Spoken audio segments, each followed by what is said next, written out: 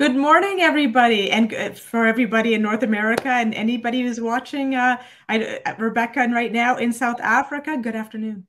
So I hope you could. I'm glad you can join us today. It's going to be a really interesting talk with Rebecca Sturgeon. Rebecca is a homeopath who moved from the United Kingdom to South Africa and has been working for over how many years now? It is, Rebecca? It is just over 18 years now. I've been here 20, but it's for over 18 years. Okay, great. Thank you. So she's been working for over 18 years in South Africa. And so we're going to talk about Rebecca's transition into a country where, it's very different from practicing in the UK. It'll be exciting to learn about the differences. I think a lot of people want to help and want to travel around the world and set up clinics, but it's different. And it's good to know what they're going to be facing. And also, we're going to touch on the fact that she's now also teaching homeopathy to bishops and pastors. So I think this is really exciting. So welcome, Rebecca Sturgeon. Thank you so much for joining me, or joining us. Thank you for asking me. So I think I've started normally with this for everybody, because I think it's a good thing to learn about more than just, hey, this is what I'm doing. What made somebody go into homeopathy, and what helped you develop as a homeopath? So what made you decide homeopathy to try it? I had a really weird beginning to homeopathy. I'd never heard of it before. I had a car accident when I was about 22, ended up in hospital, big thing around my neck, full of painkillers. And I'm sitting in my flat in Tunbridge Wells, and on my own bookshelf is a book called Homeopathy for the Family. I never saw it there. My boyfriend had never seen it there. But there it was. And I'm looking at it because I'm sitting on the sofa filled with pharmaceutical drugs, couldn't even be bothered to get a drink of water. And I found this book. Wow. And I start looking in there, and I see arnica and hypericum. I asked my boyfriend to go and get it from Helios Pharmacy in Tunbridge Wells. And I think this stuff's bloody remarkable. And by the time I go back to my full-time job, which was actually in private healthcare at the time, I signed myself up for a 3-year part-time course on the London College of Practical Homeopathy. Excellent. So through a car accident. Wow. And I think that the interesting part is that you didn't even know you had that book. You just happened to find that book. I didn't know what homeopathy was. When I started at college, I was as green as the grass. I was the class rep for the entire length of time at college because I'm a bit gobby and sociable. So I had no idea what the hell was going on. And in fact, the first weekend at college, they said, who wants to be a case? I'd never had my case taken. So I said, I'll have my case taken. Oh, my word. I was bitten. It was an absolute drug to me, and still is, actually. It's an addiction. It's fascinating. I'm not into theories that don't work, but when you read about it and then when you try it and you see the results, and all you can think of is like, wow, this is like the power of homeopathic remedies, and the gentleness is just astounding. Mm-hmm. And so, yeah, once you've tried it, it, and you've seen the effects, yeah, then you want to help others. It's just kind of a natural kind of trajectory from from not knowing to figuring it out and then wanting to help others with it. Yeah, absolutely. Now, I know I'm just curious, because I find that a lot of people actually can have that experience and not maybe not go into homeopathy and not care about becoming a homeopath. So I wonder if and I ask all of the people I interviewed this, is what was your childhood upbringing like? Did you was that different? Did that kind of help you move along the path? Do you think that kind of made you different from somebody else who would have had your same experience and just moved on? I'm the oldest child of 4. I thought about this question when you presented it to me, and I thought about it, and then I reviewed my younger years, and I realized I've always wanted to make things better. And the story that came to my mind that made me realize that was when I was 11. I was at a private girls' school in England, and I was always the first to get there. And I wrote them all in my class a letter telling them how lovely they are. Oh, wow. I secretly put it on there, not signing my name. I never want to be in the front, but I want to somehow, yeah, do something from the back. So I don't know if they ever knew it was me, but I was 11 years old and I just did it. Oh, that's beautiful. And, you know, and the nice thing is it wasn't like, you know, like me because I gave you this letter. It was just feel, you know, you're wonderful. Feel good about who you are. Yeah, I love it. I'm a bit of a fruitcake, actually, I think. You know, what is it? Well, it'd be interesting to figure out why you felt that was needed. Like there's, you know, I don't know your age and I'm not going to ask because, but it's just, I find it very interesting that now there's much more awareness of how people are insecure and need to feel that, you know, there's a book by Gordon Flett, he's a professor out of York University, called The Importance of Mattering, right? I mean, a lot of work has been done on it, but it's just very interesting, the fact that now we are very aware of people need to feel needed and that they're important and they're, you know, that they're needed and that they're loved. And you at a very young age were able to discern that, you know, hey, not everybody feels needed and loved.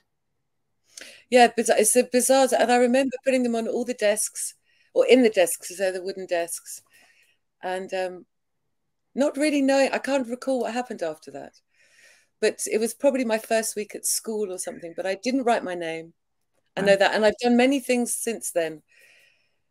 I would get my sons and I to pick little yellow flowers along walkways when nobody's looking. So when they came around the walkway, they'd get this yellow flower thing. Oh, beautiful. I don't know why.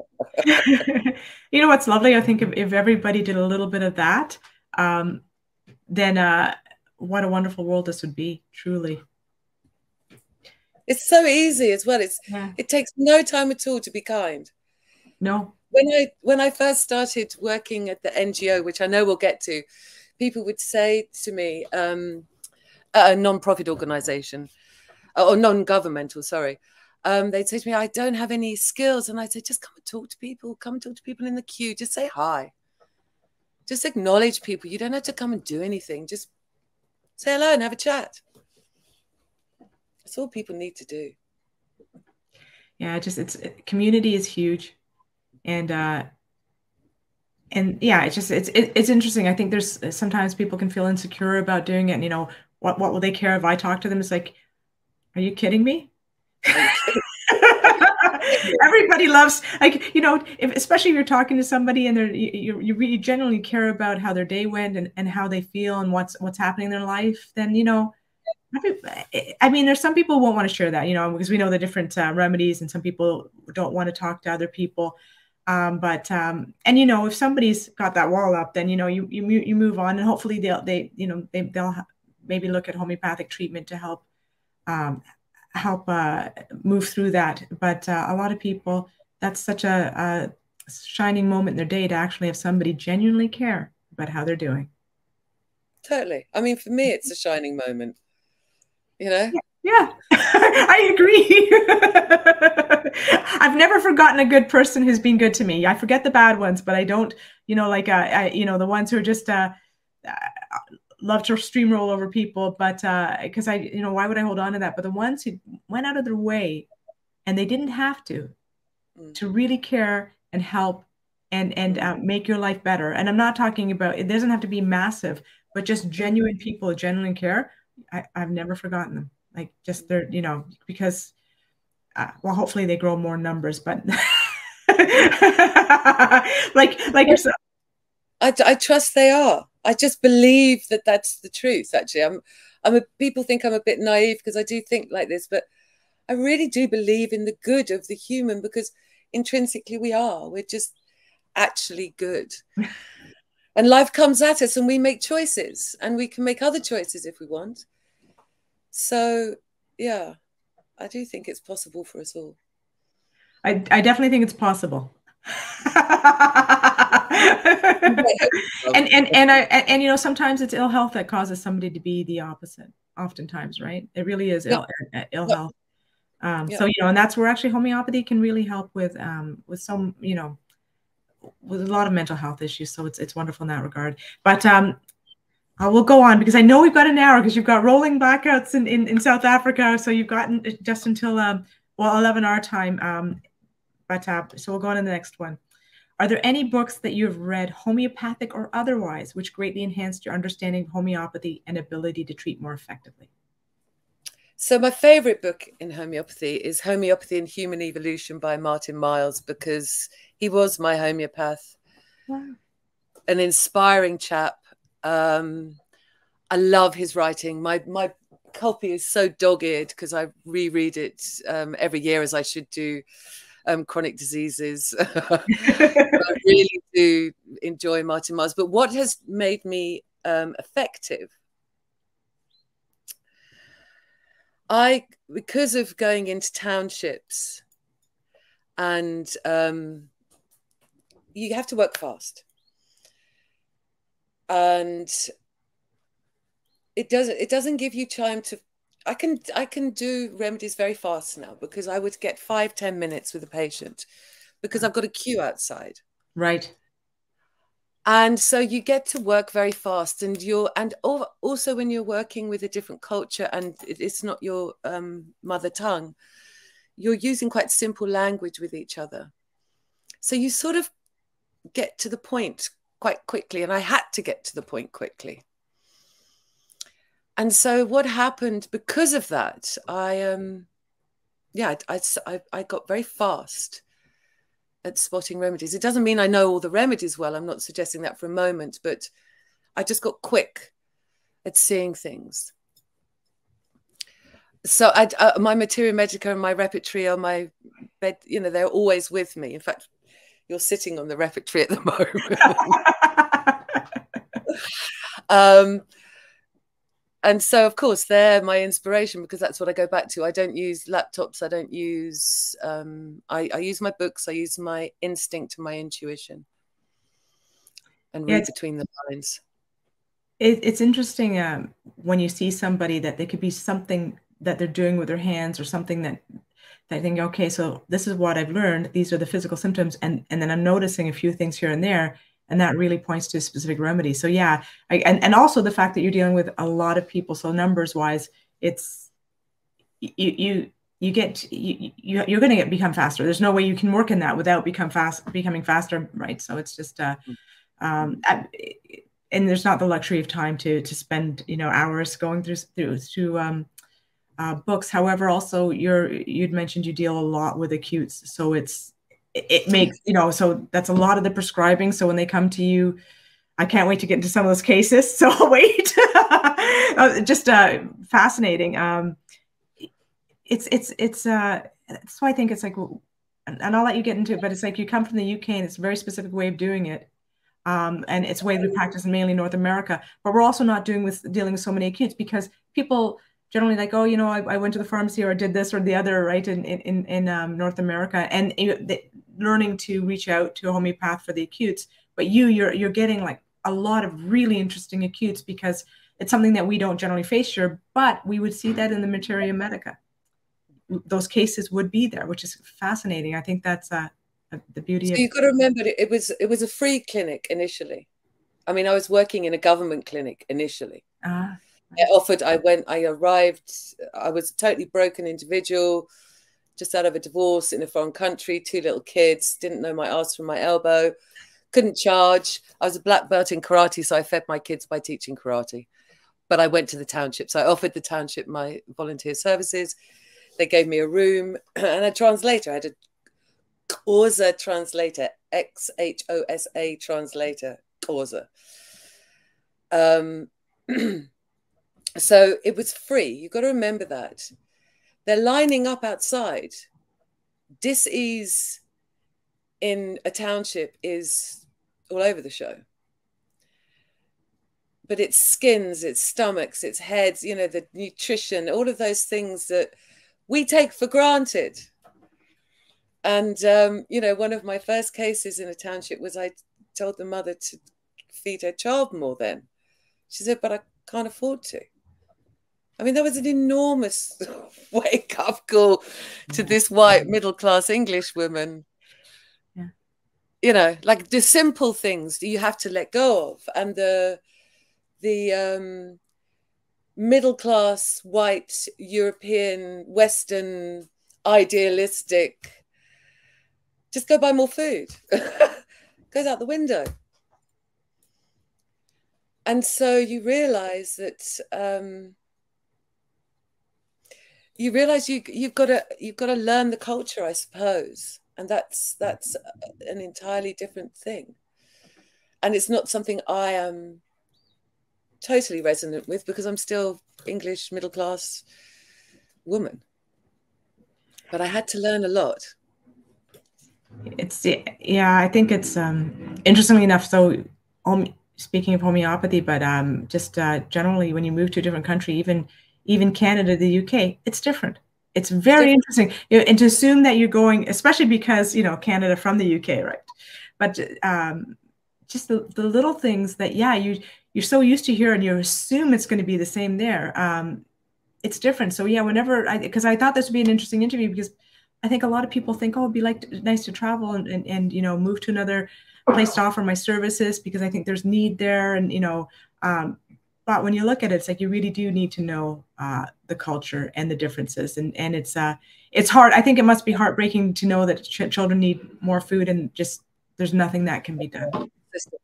I tell you, one of the sets of, I mean, I got one set of patients that came in. There were 2 mothers, single mothers, 8 kids between them, 8 different fathers between them.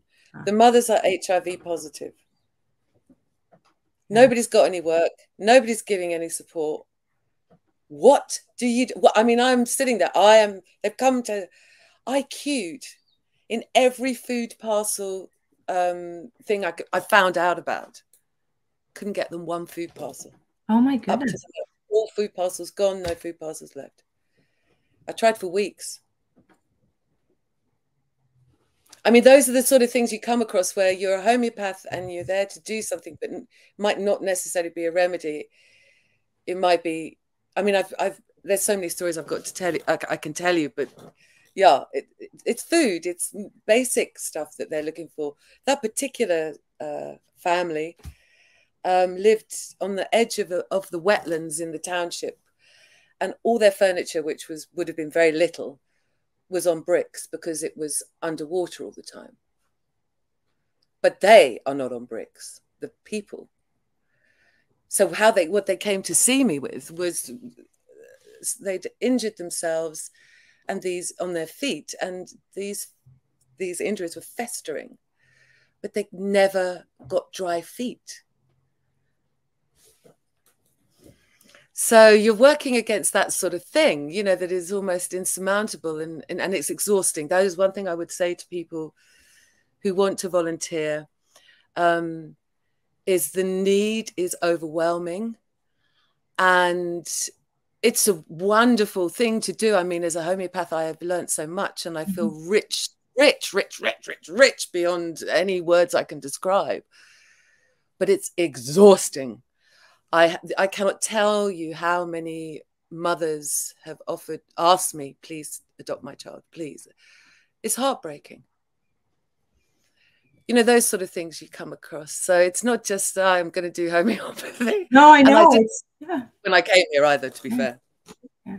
No, it's just interesting, because it's good to know the challenges you're going to face, because every country, and even regions within countries will be different, and they'll have their unique challenges. And, it's better to go without, idealistic views of how it's all going to play out, because you can't help yourself, but yeah. Yeah, no, you can't, and you're like, oh, we can make change, we can do it. But if you can't get food, then if people are malnutrition, then a remedy's not going to help them.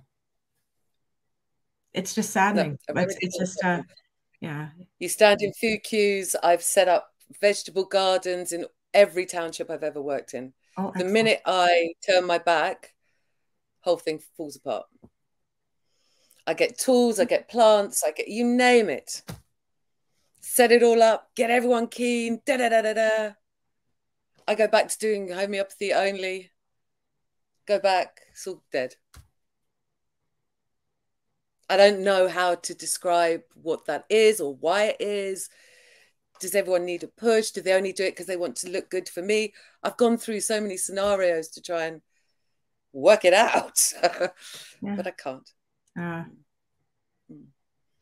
You get practical in these situations. You have to get practical. Right. Thank you. Okay, so I think, okay, what made you decide to move? You've covered parts of it, but I don't think all of it. What made you decide to move to South Africa and practice homeopathy there? So I was married when I moved here, and my husband and I were looking for community, and we found it, promptly got divorced, and he stayed here for his reasons and I stayed here for mine. Practicing homeopathy, I was a qualified homeopath when I came here, and as I described, I was a bit broken when I started to practice. You know, homeopathy is a vocation. It's not a job. You don't go to work. You know, if I go to the beach tomorrow and I see someone and they start talking to me, my head's going to start going, what remedy, you know. So it's not like I ever thought I wouldn't practice, put it like that. I knew that was my trajectory, but how it was going to pan out, that has been remarkable for me. Amazing. Now, we've gone into some of the negatives, but what are the benefits? And we're going to go into more of the, I think you've really covered off the challenges. So I'm going to, but I'll still ask the question since there might be something you want to add. But what are the benefits of practicing in South Africa versus the UK? Guerrilla prescribing. So when I started working in the township clinic, I was next to the vaccination room. Did I tell you this privately or did I tell you this already? You told me privately, so yeah, you go ahead. Okay, thanks. So I'm in next to the vaccination room and there's queues, you know, and they call it the needle. They don't call it a vaccination. There isn't that sort of cognitive understanding. It's free. It's going to help me. Give it to me. Okay, so that's like the baseline. And so there'd be the queues of people outside who just had their shot, and there's the queues of people for the homeopath. So I would go out, Zoe, and I would give ledum, silica, 𝐂𝐴𝐻𝐿, whatever I felt was appropriate, and just literally say, "This will help you. This is like a vitamin. If there's any problems after the needle." So that is an ace thing that I can do.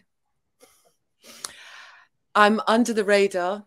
I'm not recognized here because I qualified in the UK. I like that. I like ducking and diving and moving around. I have volunteered for horse sanctuaries, autistic schools, old age homes, primary schools, schools. Yeah, I can volunteer. There's so much need that come. You know what I mean? Oh yeah, yeah. Those are the benefits. You can, and I get to see incredible things. I see TB, I see HIV, I see cholera, I see all these things, snake bites, you name it. I get to see it. That's interesting because, yeah, how many people in North America are going to see somebody with TB? I reckon you might see a lot more in the coming years.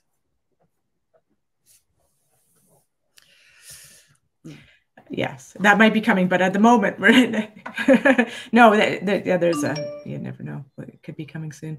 But yeah, normally, you know, a lot of like cholera and those diseases that Hahnemann did so well with. And it's like, you know, it's amazing. I mean, the lucky thing about the principles of homeopathy, you don't need, the disease name means nothing, right? Exactly. You're going based on symptoms, but it's just interesting that you're treating. So when you're reading, all, you know, the books and the organon, and you're going into the old masters, which, you know, a tremendous amount of knowledge from them. It's you're actually able to see the same symptoms in the work that you're doing, which is kind of interesting. It is. I mean, it also feeds into what Hahnemann said about you only need to know about 30 remedies actually. Well, you know, you really do, if you know, and it's amazing. You may love, I don't know, silica, and I may love pulsatilla or whatever. Oh, it's too close, but you know what I mean. Yeah, yeah. And it won't work for me, even though you know that whole thing happens. So it doesn't matter which 30 are the ones that you really get to know well, either. Do you see what I mean? I kind of so if I get a pulsatilla and it really is a silica, I won't see a change on the silica person if I get pulse. But if you've got 30 remedies, they were only working with about 100, just over 100 remedies, right? Maybe 125. I can't remember the exact number. But you know, so if you've got a just immune flu, that's going to be different. So I on that one, I think know at least, you know, knows remedies well, and I think that is it proven? After I'm just going, is it a proven remedy? So, you know, do you really, were there provings? Can you really, and are there clinical cases that you can go by? But yeah, it's do you need to know 2,000 remedies? No, you don't need to. Yeah, you can't really, right? So yeah, I do understand what you're saying in terms of jumping at this remedy and that remedy, but yeah, I just find like that's and also versus a pulse, right? And also remember, I was a single mother. I had no money. I was on flat broke. Flat. I mean, you have no idea how flat broke I was. I took all the remedies with me, all the bottles with me, all the pills with me. And when you're walking into a township, you don't take a lot with you anyway. I mean, they would always come and warn me if they were going to toy, which is a riot. They'd come straight into the clinic where I was working and say, Sissy, sister, Rebecca, Sissy Reeves, they called me. Sissy Reeves, go. They're toying. So they always got us out before the riots. Yeah. Always. Relationships was remarkable. So I didn't take a lot of remedies either. I have my case, I have my bottles, I have my pill, you know, yeah, and my books, and that was me. So I didn't have this luxury of a huge, you know, remedy case, although I've just bought myself a Sulis machine because, oh, it's amazing. A radionics machine. Oh, okay, now I know. I can make more remedies on the go rather than having to, because I'm living off grid on the land currently, right? And I haven't got room for my enormous case of remedies. Ah, right, yeah, that's tough. It's good that you got the you were able to get that. That's did you get it from the UK or did you get it? Okay, I'm going to ask because there's a good question here. So, is registering as a homeopath different in South Africa versus England? Okay, so I'm very naughty. I'm under the radar, GAM 8888. So to be registered here, you have to qualify at the University of Durban, in Durban, Natal. I'm not going to do that, but I am registered in the UK because I qualified in the UK. So I think if you qualify in the country, then you're registered in the country, it seems to me. Okay. Good to know. And do you want to go into the bust you have above your head, which you mentioned before we got on the call? Let me go off, Hanneman darlings. Wonderful. Oh, hang on, there we go. And it's solid. Yes, this is solid. So the story behind this is the Royal College of Homeopathy gave busts to particular individuals. And one of them was my mentor, 𝐂𝐴𝐸 Berry. And she died recently. Oh.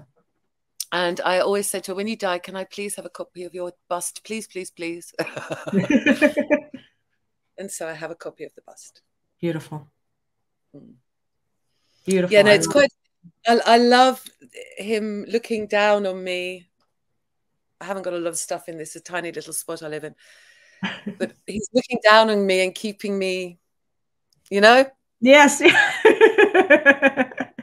Don't mess around, Rebecca. You know, it's funny. I love, you know, reading what he wrote, and it's like it's okay. Just show a couple here, but it's nice to have him around. I mean, I think, you know, he went against everything when he was starting out and building this medical system that he came across because he had an inquiring mind. He was, you know, Hahnemann was just brilliant at genius level, and the tenacity to be able to follow it through and to keep improving the process.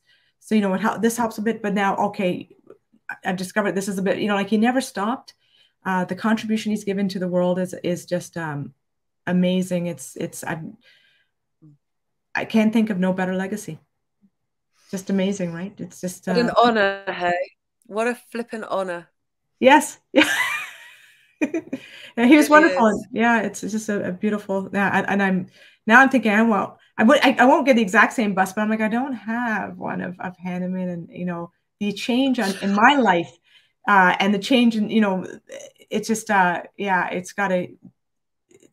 I'm gonna get one. Really, I had a mold done of the bust, and I gave it back to Elvia's son, and so I have got the mold, so I can make lots. I don't know how much it would cost to send to Canada, but hey, anything's possible. Oh, that'd be amazing. And then, yeah, so anybody listening is thinking, oh, I'd like that bust. Yeah, that's why I did it. I thought, flip. Anyway, sorry. Yeah, no, I love it. I love it. That's amazing. And okay, so I think we've kind of gone into the challenges that you had in setting up practice. I think we've done that pretty much, right? And your experience compared to your practice in the UK. We didn't go much into that, but I think it's similar to North America as an individual practitioner. You know, but go ahead. I'm so glad. It sounds terrible, but I'm so glad my life took the turn that it did. Because I love my private practice because it enables me to do my more volunteer work. And that's what I was taught at the London College of Practical Homeopathy by Robert Davidson. Got to do a shout out to him because he radically altered my brain. And he said, God's 10%. You have to give away 10% of your practice. Now, I haven't got that right. I give away about 50 to 60%. But because I've always done that, I can't say no. When I see the possibility or the opportunity, I offer. And then if it's a no, cool, I'm not worried, but I offer because I can. What am I if I don't? I don't know. It's a confusing conundrum in my mind. Sorry, I've gone off tangent, I think. Oh, yes. So I'm really glad my life took the turn that it did, because even though I love my private practice, I love working with people that I wouldn't be able to see. They wouldn't come to me, couldn't come to me. I've always traded here. If you want to see me and you can't afford me, you trade with me. Hour for hour. That's what I do. I've had mechanics from other townships. I've had my car fixed. I've had food. I've had clothes, earrings. I've had, you name it, I trade. I will make myself available for anyone if they want me. And that's how I've done it.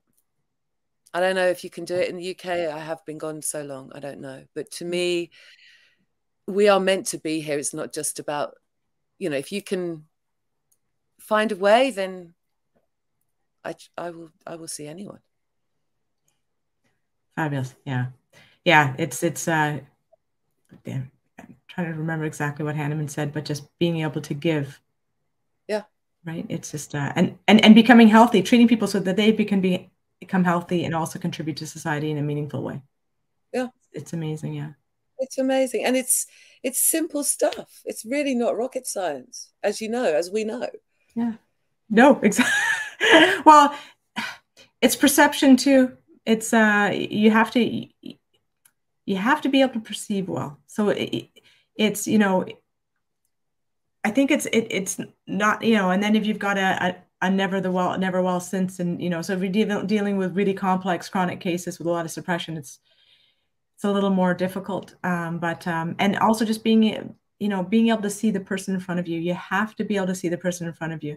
you know, it just going in with a preconceived notion of any types of remedies based on the fact that you read their chart, or, you know, the fact that you're like, person outside, oh, somebody's coming and they've got this issue. It's like, yeah, but it's an acute 100%. But if you're looking at chronic cases, then you've got to let your judgments go and look at the person. And if you always, you know, the last 3 people got 𝐂𝐻𝐸 and the person coming in is really, you know, a pulsatilla, then you've got to recognize that, right? And not right. So it's I think it's perception. If you really want to make it too easy with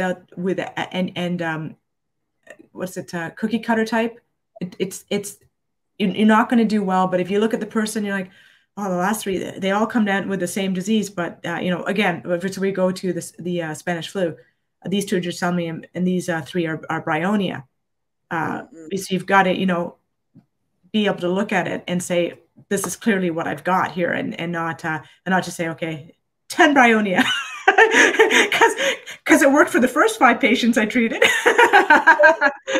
But that's all perception, you know what I mean? And obviously, Gersemi versus Bryonia is an easy tell.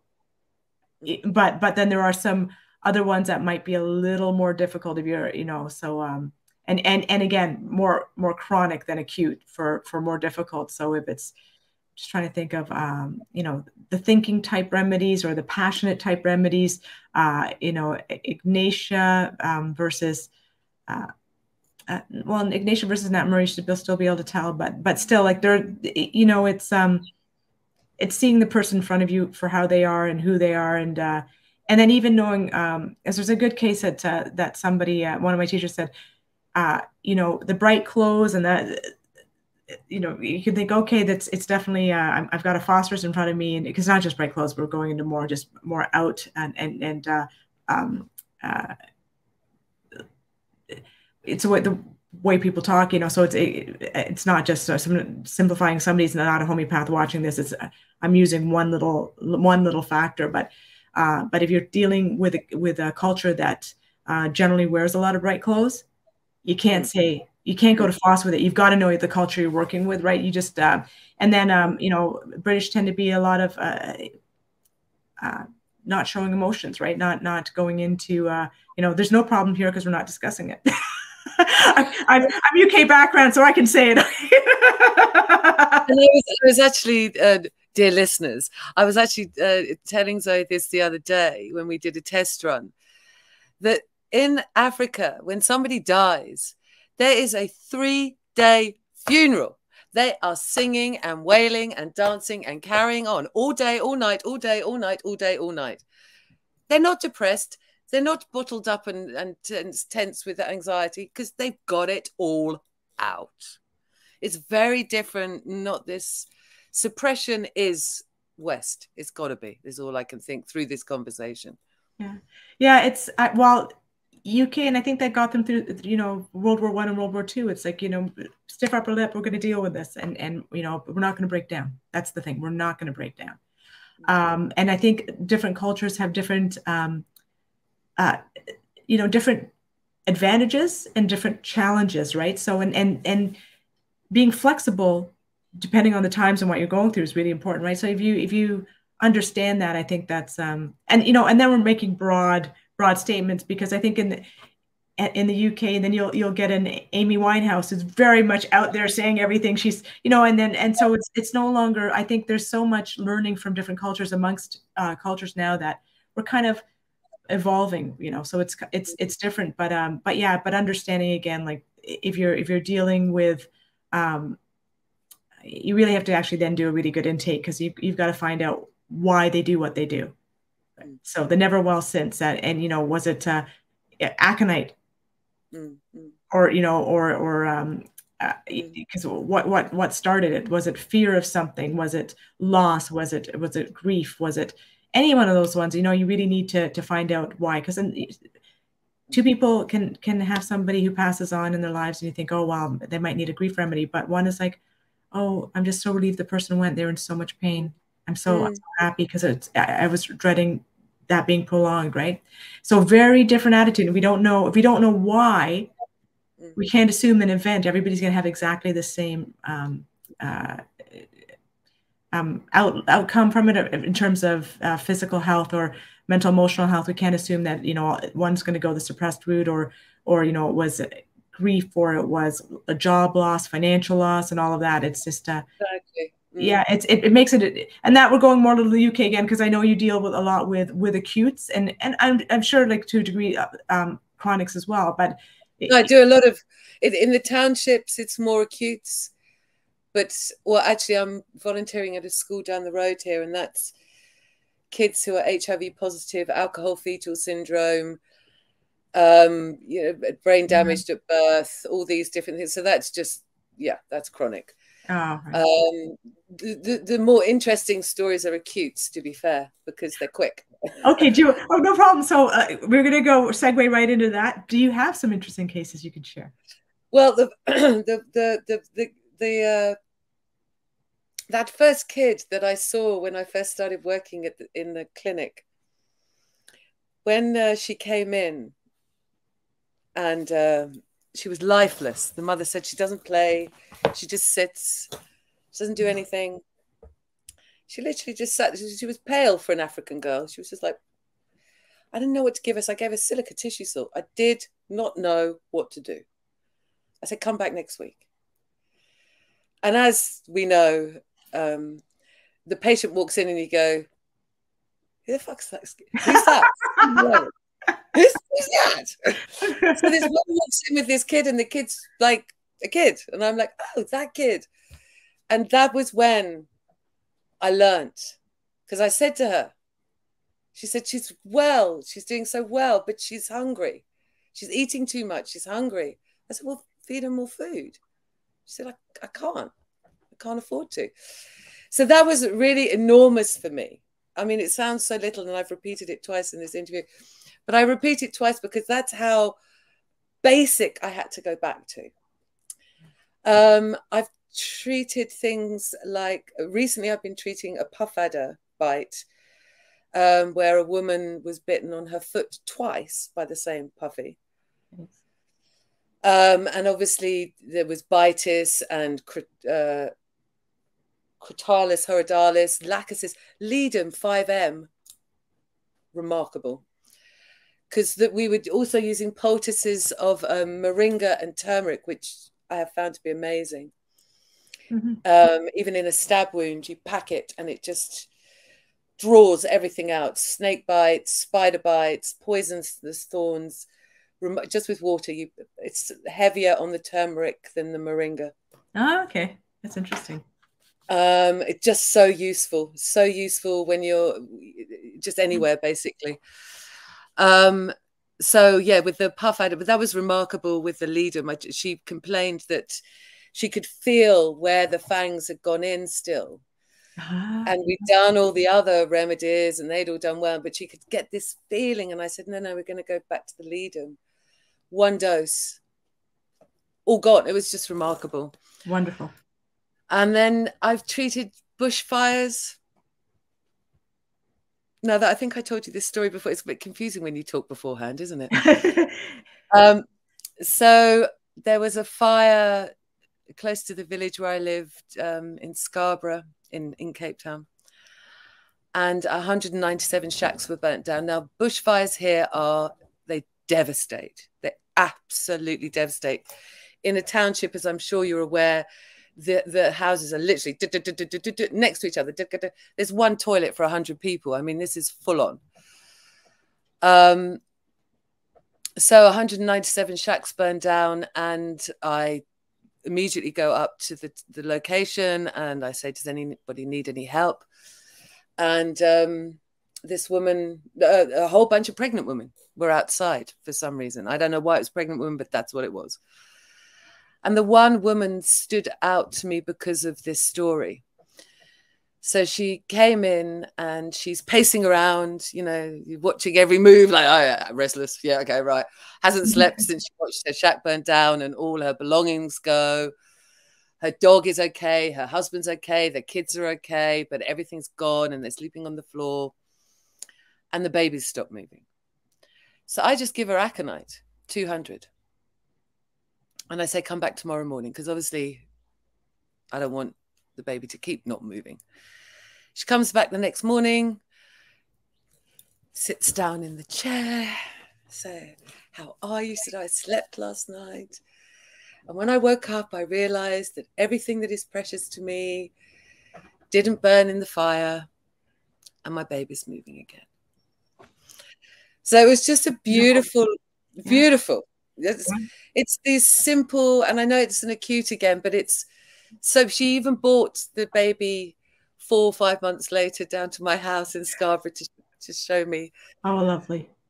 Yeah, so that it's these beautiful, like, you know, when there's a bushfire going on and you go in and you give aconite or you give opium. I give opium a lot here.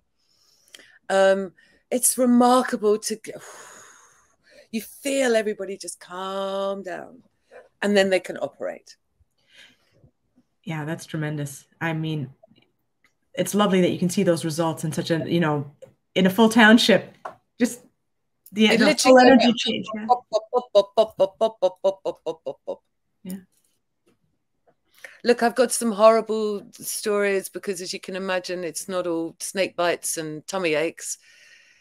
There's serious poverty, brings serious violence and serious stories that go on that I've treated and been involved with, and that are not pleasant to talk about, to be fair. And I think I was once turned down an article I wrote because he said people don't want to know about this. But the truth of being in a township is it's all, every extreme you can ever imagine. I get loved and welcomed and hugged. Sissy Reeves everywhere. Yell, yell, yell, lovely. Come and eat sheep's heads with us. No thanks. But I get offered to eat sheep head and come to this shack and have this child, and great love and joy. And then there's all the other stuff. So I want to tell you why if you don't mind, why I set up. It is a bit of a horrible story. It's a horrible story, but it actually set me on another trajectory because I was working in the township and I'd set up a clinic and there were 19 therapists. We were seeing, I do not know how many hundreds of people, but we were seeing a lot of people. And it was all very middle-class, white English woman outlook, like we'll just give massage and this and that and what have you. And then a 3-year-old girl was murdered in the township for body parts. This is a common occurrence. Sorry to shock everyone, but this is what does go down. And so the parents came to our NGO and asked us if we could somehow keep their kids secure when they went to work, because they're all off at work. Everybody's looking after everybody else. And so we started a school called 𝐂𝐡𝐚𝐩𝐭𝐞𝐫𝐬, which was bought by some friends of mine, English friends of mine. They invested the money and got the money. And that was the creche we started. And then after that, we realized we needed a feeder school. And so now we have that school plus the feeder school. So there's probably over 200 kids. We've got 3 schools now. Nice. All in the township, all for the kids. The African mums that want to be teachers, we put them through a training to become qualified teachers. It's a safe space. The kids love it. It's more Waldorf Montessori based. And I am still the homeopath for the school.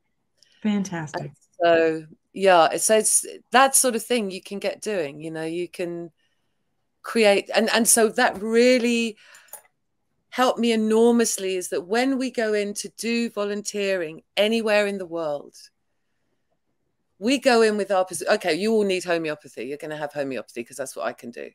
But they may not need homeopathy. They may need a safe space for their children to go to school. So we need to be flexible in that way. And then, you know, as I say, I'm still the homeopath for the school and for all the teachers and, you know, anything that surrounds it. But I learned a big lesson then, that I was like cruising along and there's like loads of therapists, everyone's on this wellness morning, da, da, da, da, da. Actually, they needed a safe space for their kids. Brilliant. And that's when you're working with the community. That's when you're doing what they need, rather than you coming in and saying, well, this is what we think you need because we know best, because we're from up there and, you know, really, come on. you know, and it comes, that can just fit into, again, the individualization of homeopathy. It's not, you know, a patient comes into you, and if their problem is diet, you fix a diet. You don't necessarily need to give a remedy. Sometimes you do, right? You know, but really, Exactly. right? You don't give a remedy when all you need to do is fix the diet. That's just, you know, so exactly. Exactly that. I think it's the whole idea of, again, a cookie cutter. It could be cookie cutters prescribing, or cookie cutter a delivering of help to areas without knowing what they really need. So I think that's a lovely story, and I'm so glad you were able to, and you know, you had some people in the UK could help out, and, you know, heard the story and wanted to make it a better place. And it's a tragic story, but a lot of positives comes out when people realize, like, you know, we can fix this so that it doesn't happen again. Well, if you think that this has been happening for 15 years, these particular schools, and let's say there's 200 kids a year, I mean, that's 3,000 kids. Right, exactly. That had protected. It's huge. Bloody amazing. Yes. So and that's no small feat. And when I used to go into the township with 𝐂𝐻𝐻𝐸, where she lived, and this was another little, I love 𝐂𝐻𝐻𝐸 for her gems. So she would go in every week, and all these little kids would line up for their remedies, and she had this fantastic rolling schedule, which I can't fault for a township. And all these little bird mouths up as she pops them in and gives them a hug. And she said, you know, I don't just do it for the homeopathy. I do it so these little African children don't believe that every white person hates them. Now that is medicine. Because they go back to their township homes and the parents hate the white people. And that's the message they get. So 𝐂𝐻𝐻𝐸, part of her going in, and I'd never had that thought because I'm not from here, but it makes so much sense to me that they will recall in 𝐂𝐻𝐻𝐸 and me and my way in the townships that I've been in, they're not all bad. White people aren't all bad. So you can get many things done when you volunteer. Oh, that's lovely, and it's seeing the humanity, because there's a humanity in every like, yeah, it's again, you come back to the individual. One cannot judge the group, because when you do, unfortunately, you know, it doesn't usually turn out well.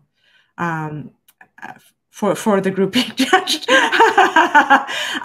You know, and we're going back, all groups have been judged through time, right? And it's like, when you realize, no, you know what, there are so many lovely people, and we have to go to the individual and the character. Martin Luther King. There we go. Right? Martin Luther King. And I had a dream. A little less conversation, a little more action, please. Yeah, but you know, once we all see the humanity in each other, like, you know, there's always going to be people. I'm taking in the individuals again, but it's you don't want to misjudge people. You know, it's really, really hard. It doesn't you want to look at everybody, and it is, again, a person's actions and their character that counts. So that's and, you know, Martin Luther King, I had a dream. That's a beautiful, beautiful speech. And that's to take it to that point when you realize that, you know what, I don't want to fall down that route of judging a whole group.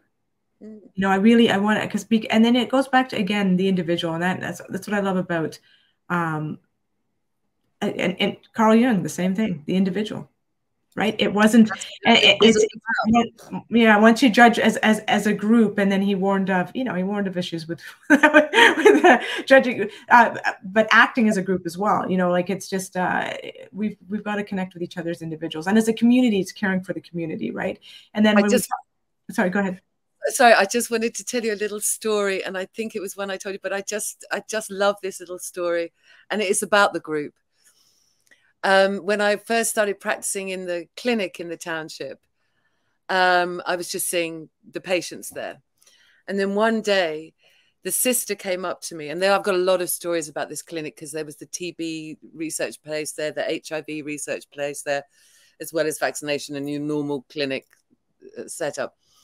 And the sister came up to me one day and said, "What are you doing in there?" I said, "Homeopathy." She said, "Everyone comes out smiling."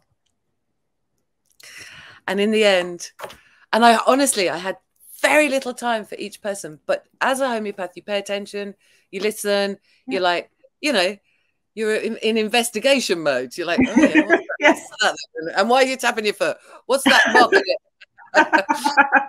And in the end, I was treating the sisters, the HIV people in the test. You know, they were whatever they're doing, and the TB. They're all coming to me. I was treating all the nurses. I love it. Well, interestingly enough, in you know, a lot of nurses do get into homeopathy as well. They do. They do. Thank you very much, Ruby Crown Kinglet one. Thank you.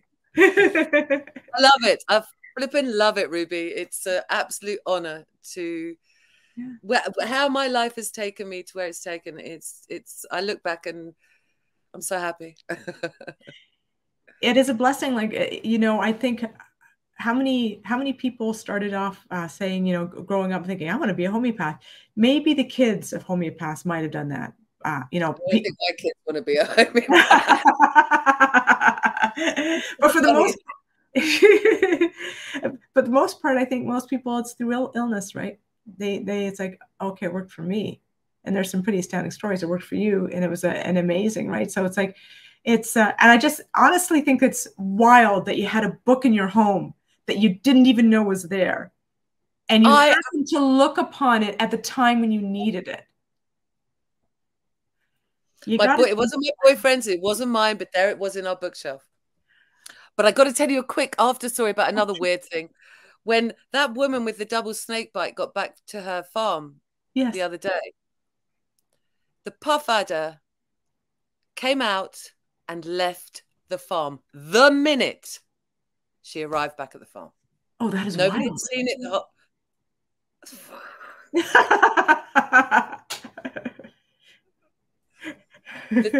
Literally, and then left.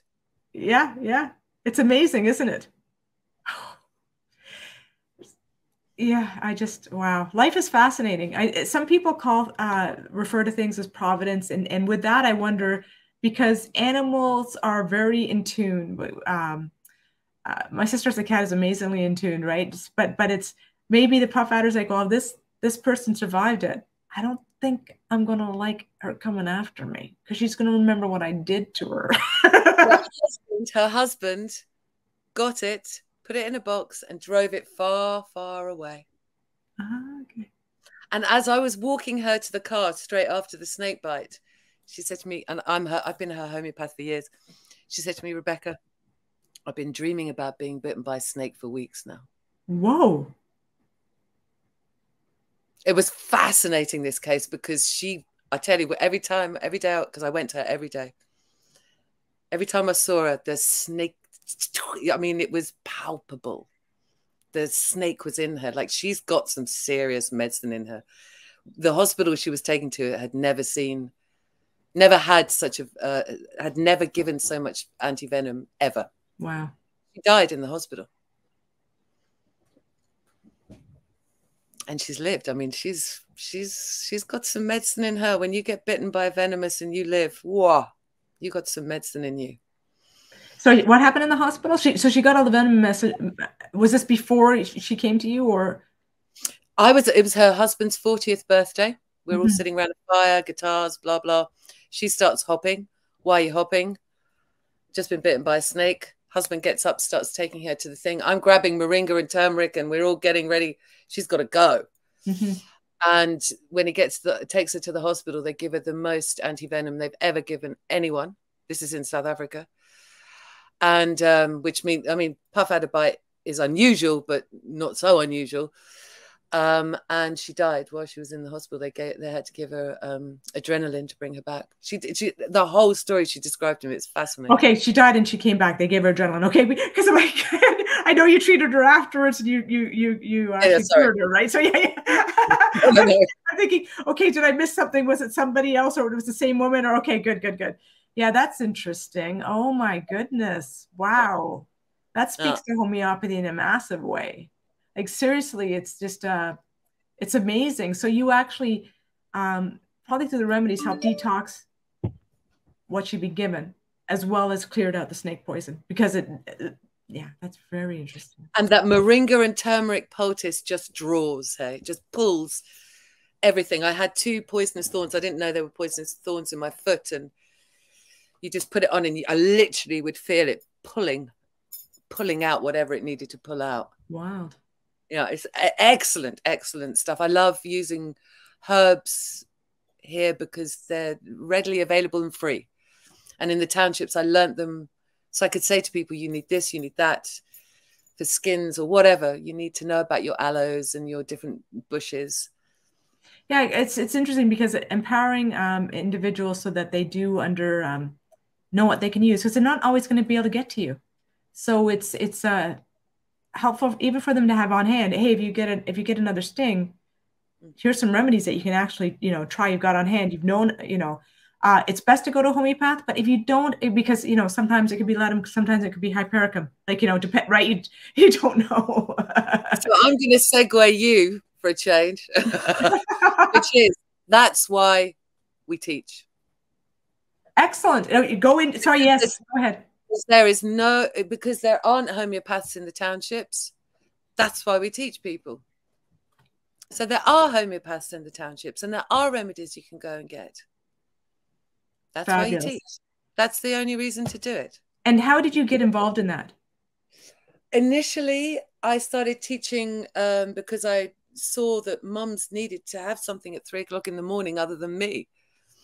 Yeah. And so I just started teaching mums and teachers, the occasional dad. But then the big teaching I did with 𝐂𝐻𝐸𝐬 didn't start until 2015. That's when I met 𝐂𝐻𝐸𝐬, when I was shut down and threatened with imprisonment if I carried on teaching or practicing homeopathy. Wow. I'm under the radar, mate. When they find you, they go, what are you doing there?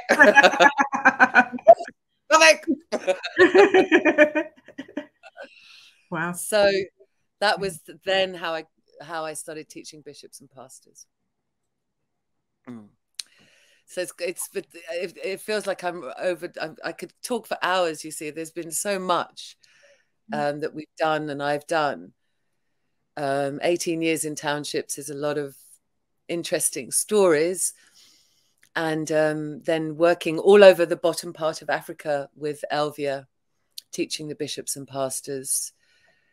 That is another conversation in itself, actually, Zoe. I feel it's a lot to tell you and to remark upon her, really. Oh, fantastic. Yeah. And it's necessary because it's funny. I think that just based on population anywhere in the world, we don't have enough homeopaths. It is. We don't. This is 𝐂𝐻𝐸𝐬's philosophy. This is my philosophy. I've taught whoever wants to come to me, I'll teach. Teach one, and then they teach one. Exactly. Just keep going. It's not hard. We know that. It's hard for chronics. But acutes, which really, in these times, we're going to get a lot of with the water and the food and the what and the what. If you know your cholera remedies, if you know your acute remedies, a lot of things can be resolved. Yeah. So we'll go into teaching the townships, but at hopefully another time. That is very interesting. I think it is exciting to be able to be helping, because this is for generationally speaking. It's going to help down the line, right? I think it's. I don't think homeopaths. I think we understand, especially because if you look at Hahnemann, you look at Bunninghausen, and you look at all these greats, Compton Burnett,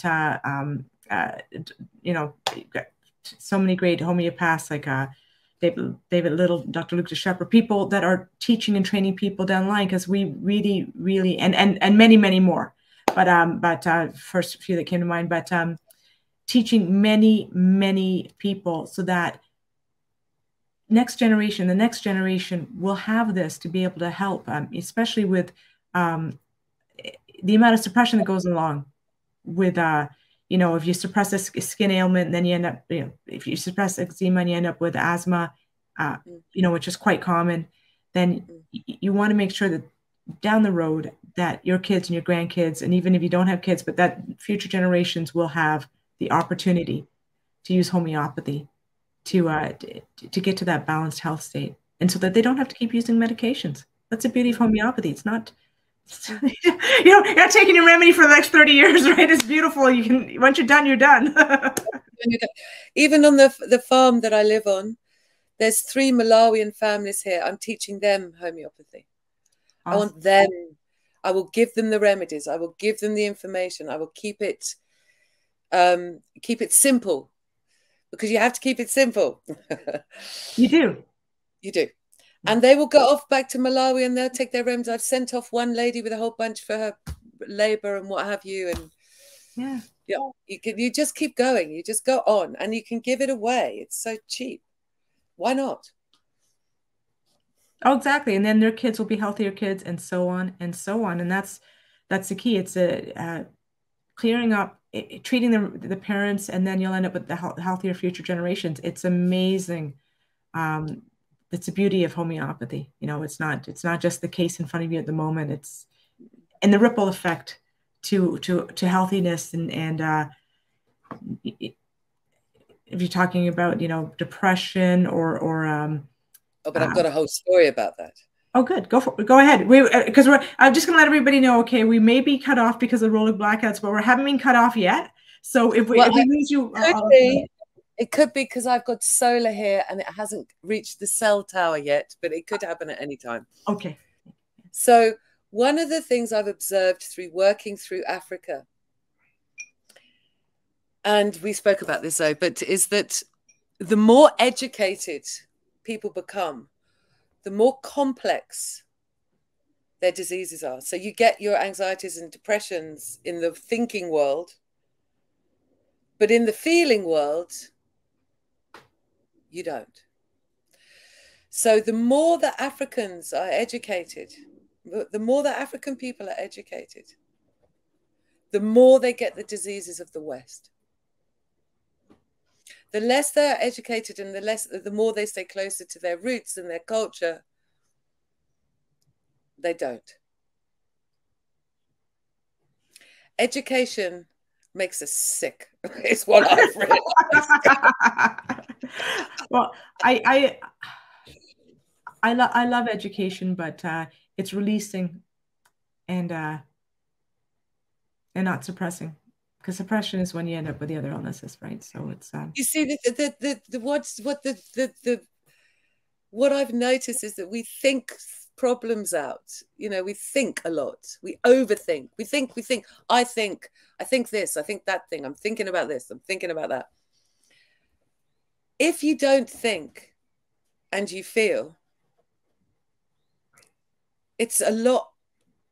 I was going to say it's a lot easier, but actually, this causes so many bloody problems because we think so much. But when we feel, it is, you know exactly what is going on.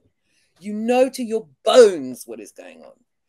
But when you think, you've got a whole bunch of stories going on.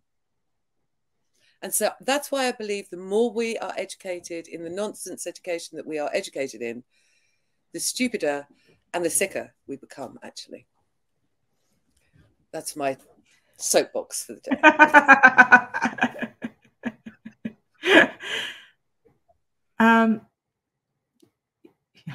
Fair enough. oh no, we lost her. Okay. Oh, Rebecca, thank you, Rebecca. And I know I'm sorry you can't hear this, but I'll send you the link to this after it's done. Thank you, everybody, for joining us today, and I really appreciate it. And oh, Rebecca's coming back in. I'm seeing movement. I don't think it's going to last long, Zoe. Thank you very much for asking me to come and chat to you and ask me questions. I'm really so happy to share because I've been here on my own for 20 years, doing my thing, not engaging with anyone, just getting on with it like homeopaths do. I'm actually amazed that people are interested. And I'm glad that they're interested in so many ways, because it's fascinating to me how just to be a homeopath in quite an, not an unusual, but just a different life as a homeopath. I'm really glad I'm living it. Excellent. Yeah, there's nothing more fulfilling, really. I think I've said this before, there's no nobler profession than this. I agree with in you. my opinion. There's a lot of people doing great work in other professions, and I could go on and on about that, but and list the names, but then we're going off on a huge tangent. But I just think, just giving people health, it's huge. And I will say, yes, educating, if you're, it depends. If your focus is, it depends on the education. There's education, and there's worrying education. Blanket education where we forget to use our instinctual nature and only use this as a resource. It is problematic. We need to remember the rest of us exists. Yeah, the detaching and the going completely into analysis and not feeling that's negative, and being totally impassioned without bringing in a bit of logic to. I think the balance. I mean, this is my opinion anyway. No, just without balance, we've got nothing. So if you're one extreme or the other extreme, it's not great. But if you have that balance, because we're whole human beings, so we want to be the best whole human being we can be. But if we go all intellectual thought, or if we go all just based on instinct, either one is not as good as having the balance of because with balance with everything, right? It's a balance between. Sorry, go on. But the observation is that there isn't depression and anxiety in uneducated people. There isn't. They do not suffer from it. It's fascinating to me. They don't suffer from it.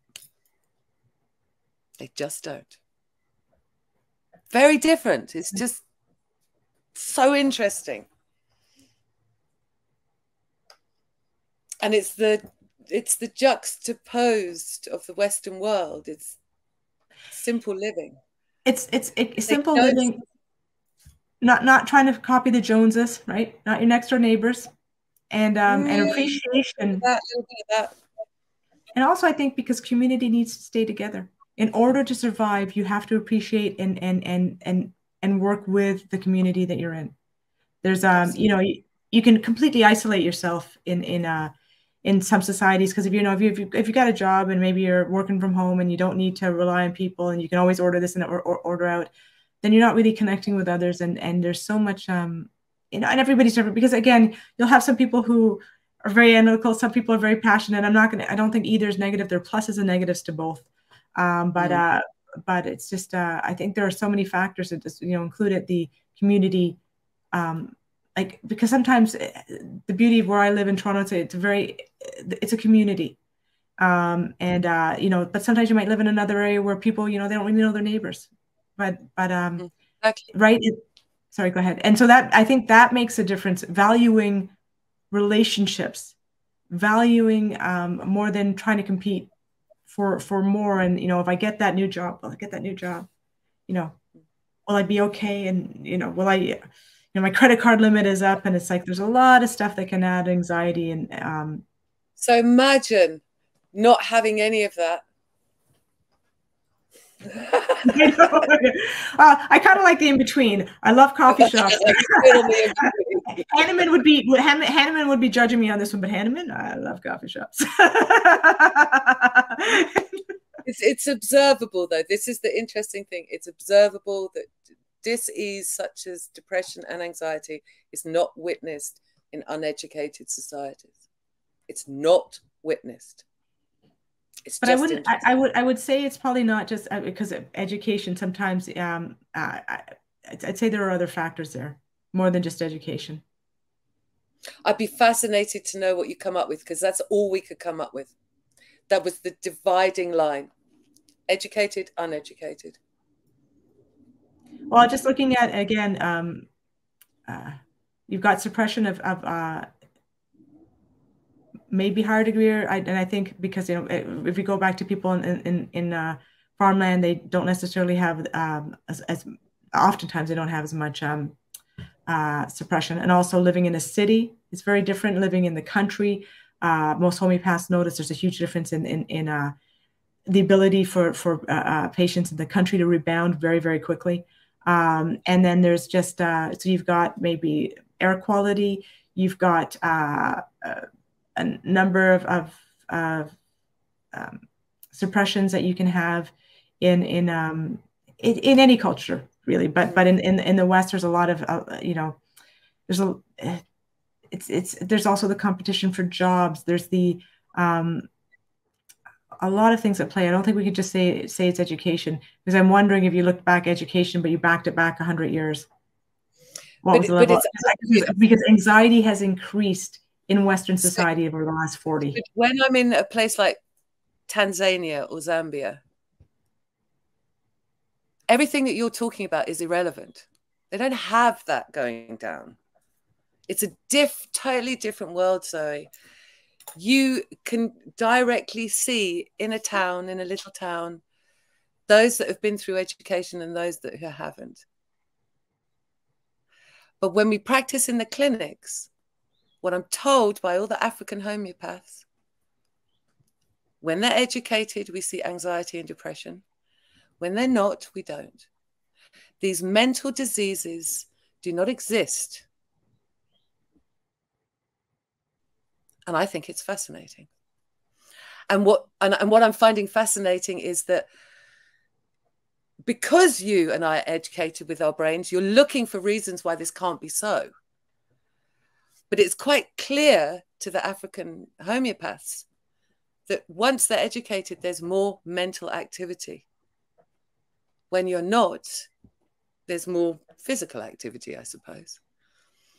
And so yeah, but then again, homeopathy can bring people's anxiety. Like, it's great for anxiety, right? So I know, but all I'm observing is that distinctness between education and non-education. It's not about homeopathy or any. It's actually this observation is that as we've been trained to use our brains, we get brain diseases.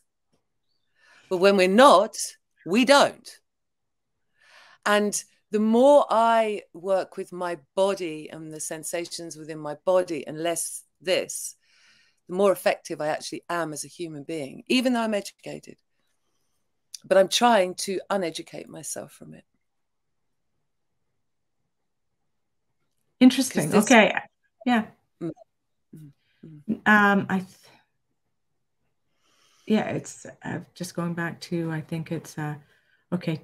It's a Tony Robbins thing, but I think it was Hawaii he was talking about it. That just a generally happier group of people, and I wonder, you know, so. But then I'd have to look at education there. You know what? Because then you just, okay. So what are the differences? It's interesting, but I wouldn't say that it's because then, you know, then we got into sanitation, and that helped clear a lot of illnesses. So I wouldn't, even though that might be a cause, I know that homeopathy can actually really help with it. So I don't, it's interesting, but it is interesting. So I'll be, and you know, interested to see if they actually, I'm just trying to, you know, it's an observation. You can't negate observations. So I was going to suggest a study, but then that would be very heady, my dear. I'm so academic. I'm like, please, I'm trying to think. So can I say something other than we should do a study on that? But it would be interesting to see, right? It would be interesting to see if that is the case. But I do wonder then. So even though so the woman that you helped who had the baby who wasn't kicking anymore, wouldn't that be a form of anxiety? But maybe she didn't know how to describe it as anxiety. No, she was in shock. Pretty shock, not just anxiety. She was in total shock. Okay. She'd watched everything disappear. Boom. She was in shock. Because yeah, my analytical mind just wants to go in and and see, okay, what was the difference here? What was the difference there, right? Well, maybe what we're observing here, Zoe, which I'm finding very interesting, is that the length of time that I've been doing this has shifted my perspective quite radically.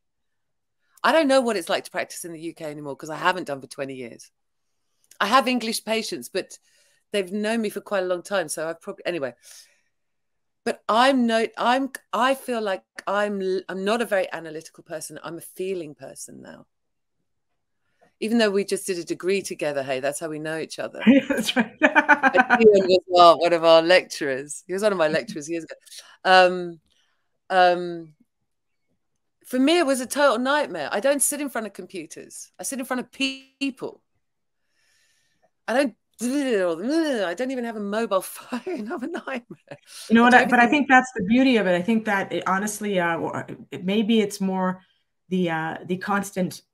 I mean, because is that also a factor with ones who are educated? Are they still at least still connecting with other people? Like, because what we've seen is a moving away from community. I mean, you know, it's not that anything in moderation is bad, but you know, sometimes people who get into gaming just pretty much game all the time, right? So then they're losing the face-to-face, and so bringing back the balance where, yeah, it's fun because it's fun to connect online. You can connect all over the world online. It's wild. And you know, we're doing this on a site that does a lot of gaming. This is a gaming, you know, so interviews are done as well, right? But so it's interesting.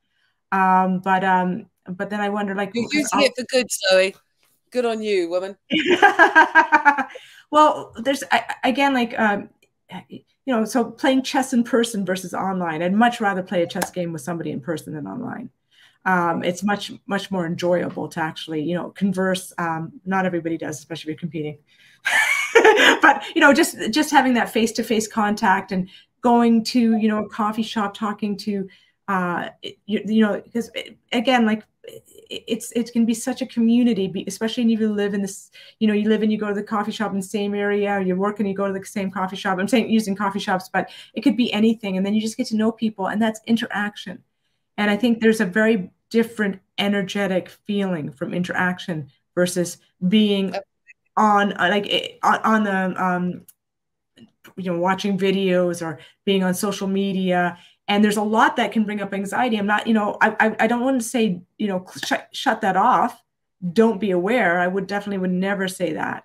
But we need, you know, when were people healthier?